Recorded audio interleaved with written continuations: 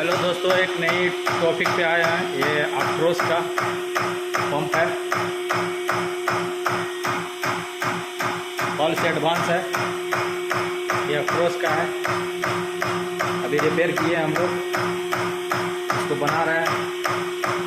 अभी देखो ये 17 सीसी है, 16 सीसी 17 सीसी तेल गिरेगा।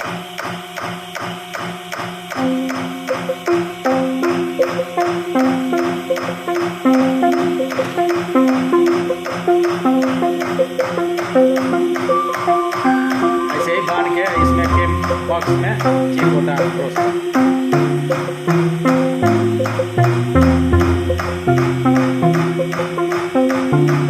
ये अप्रोच का है, ये पीस आता है,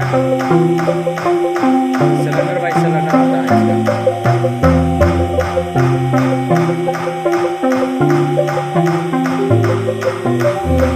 ये पंप पड़ा हुआ है सब, ऐसे ही पंप आता है। ये अभी एक मैं टेस्ट करके रखा हूँ, ये अभी जो है टेस्ट करना बाकी है।